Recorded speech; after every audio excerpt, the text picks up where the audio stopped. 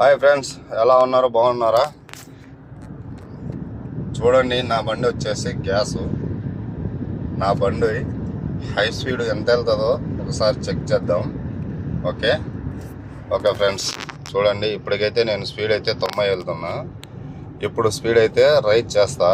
ఎంతవరకు వెళ్తుందో చూద్దాం, ఎంత ఫాస్ట్ అయితే వెళ్తుందో. ఓకే, చూడండి. ఇది ఫాస్ట్ అనమాట. ఇప్పటికైతే 120 వెళ్ళినా.